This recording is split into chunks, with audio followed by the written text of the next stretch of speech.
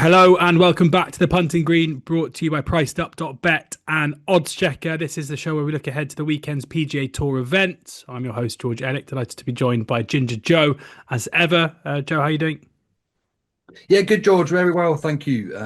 Not the result we wanted, obviously, last week. We had a little bit of a No. disaster on the PGA Tour, but hopefully the viewers of the Punting Green follow my column on odds checker as well. And my two selections for Liv, we had Neiman win only at 3 points, he won. And then we had Taylor Gooch, my other selection in the places as well. So it didn't go well for us on the PGA Tour, but Live Golf UK on 3 years in a row with the Oh, results there. nice. So let's try to keep Yeah, it going.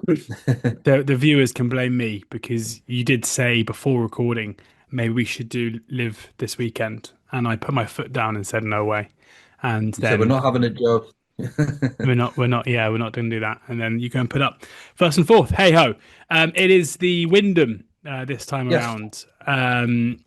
Yeah, I mean, this is a tournament that, if you look at recent winners, it kind of follows quite a similar profile. Not necessarily the biggest hitters, but very good kind of iron game. You've got Aaron Rai, who won last year, Lucas Glover the year before, Tom Kim the year before, Kevin Kisner, Jim Herman, JT Poston. They all kind of, in my mind at least, I can't really think of any event that has a more kind of similar batch of golfers in terms of what they generally do on the course.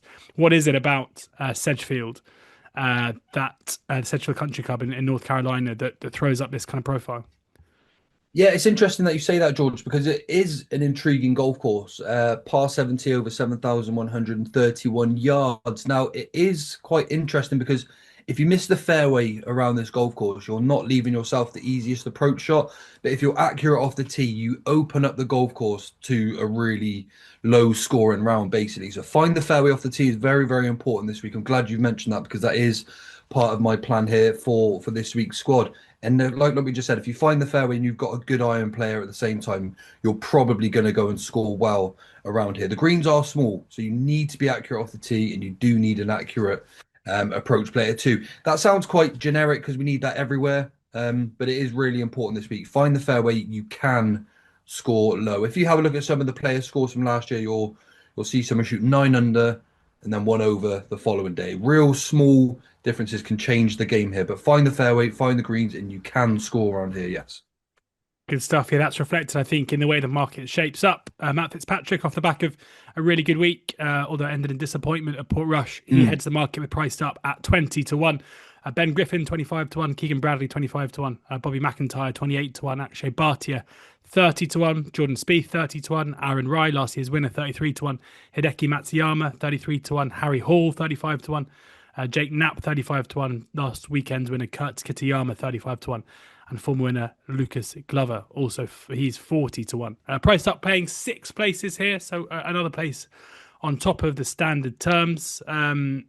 Just, before we get onto your squad, Joe, thoughts on Fitz, who heads the market this weekend?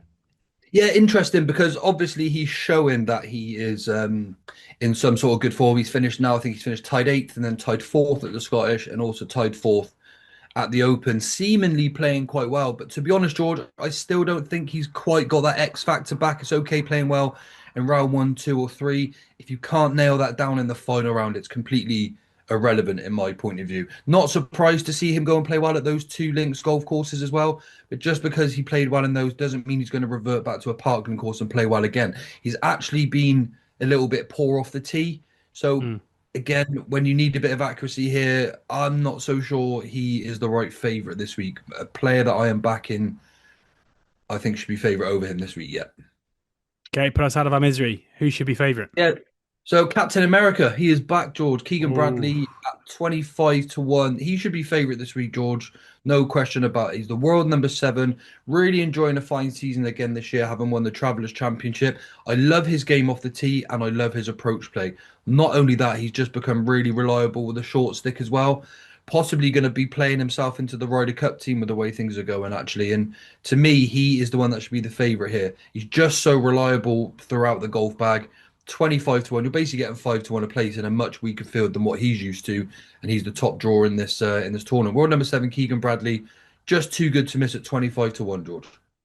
25 to 1. Keegan Bradley looking for his second PGA Tour win or this season. And surely, if he was to go and do that, then that would be signed, sealed, and delivered for his playing place in the Ryder Cup in a couple of months' time. Who is second up in your squad this weekend? Next up, we have Nikolai Højgaard, George. I'm not sure what price he is at the moment with priced up. He Uh, is currently, I can tell you, 55 to 1. Perfect. I was going to say he must be around the 50 to 1 mark. That's good value there. Now, he's a good addition to anyone's team pretty much this year. He's pretty decent off the tee. He's gaining plenty of strokes off the tee. He may not be the most accurate by looking at his stats, but if you look at his last sort of 7, 8 rounds, that has been a massive, massive improvement in what we've seen previously. But he's enjoying a fine season this year too. He was second in the Zurich. He was fourth in the Scottish. He was 14th in the Open. But what I like about Nikolai Højgaard is his game from tee to green, from fairway to green. He's actually sixth in green in regulation, despite missing plenty of fairways. To be honest with you, got the ninth highest birdie average, and he's got the 13th lowest score average this year too. Again, his stats are actually showing that his driving hasn't been great. A few other things is that he's not that accurate. But again, just looking at him recently, he's really started to find his form. The fact that he's again like sort of like Keegan Bradley, really consistent from fairway to green. I like that because he's just going to be finding a bit of placement off the tee, hit those greens, make those putts. As I said, brilliant iron player, pretty good off the tee. I think he's a solid option towards anyone's squad this week. He's also, George, his last 11 rounds have all been in the 60s, so he's full of Wow. confidence at the moment. And again, they're at courses like we've just seen at the Open, the Scottish Open as well. And then prior to that, the Rocket Mortgage, I think it was, the Rocket Classic. I think it was before that as well. Yeah, he's solid all round. 11 rounds in the 60s at the moment. His game is in really good shape, and he should be giving us a good run for our money this week. Good stuff. Nicola Højgaard second on the list, 55 to 1, following Keegan Bradley. Who's third? Third on the list is a player that's won for us recently. It's Ryan Fox, who won the Canadian Open for us not too long ago now. Look, I am a 70 to 1. huge fan of Ryan Fox. Yeah, it's massive. There's a lot of players, George, half his price that just offer next to no credentials. But Ryan Fox, he's 38 now. He's a multiple DP World Tour winner. He's won 2 PGA Tour titles this year as well. And he does really good at sort of ball striking courses where you've got to find the fairway and you have to find the greens because he's a reliable putter too. And this is exactly why he plays well at courses like we saw at the Canadian Open and the Belfry. These long sort of courses where you've got to be a good ball striker, keep the ball in play. I love the fact that he's never phased as well. He does hit quite not a severe fade. Well, it's a fair fade, but he just finds the fairway, finds the green, and makes putts. He's just been reliable all year. And the fact that there's so many players above him in the market which offer less than even half of the credentials that he's got, on his resume this year, he's just the wrong price. 70 to 1 is, yeah, really good price about Ryan Fox. I'd be disappointed if he couldn't play himself into this tournament. He's making most of his cuts. Solid as you like. World number 32. Why is he 70 to 1, George? Because I do not know. Yeah, he's won twice on tour already this season. This would be an incredible Mm. kind of maiden PGA Tour campaign if he was able to win He's three in events on the it. he's just in the form of his life as well. He's one of these players that just gets better with maturity, and the better the event as well, it doesn't seem to phase him at all. Really good player, sneaky long off the tee as well. So we won't have too long in some of these holes. Good stuff. And then we've got a huge price selection as your fourth and final in this weekend squad. Mm. Yes, we've got Thomas Rosenmuller, world number 291. I think he's 250 to 1 with priced up George as well. Yeah, Um, 250. Yeah, 250 to 1. 251. Yeah, look, it's a really big price. I've been looking at his game recently, and he started the season pretty poorly. But his last few championships, he was tied 14th in the ISCO. He was 29th in the Barracuda. And then he was also tied 25th in the 3M Open. But he is seemingly just getting better with this experience. He is a 28-year-old. He has had plenty of starts on the PGA Tour, but he is now starting to find his golf game. He's been really accurate with his irons as well. He's actually the 10th most accurate player on tour with his irons, which is quite a surprise for the world number 291.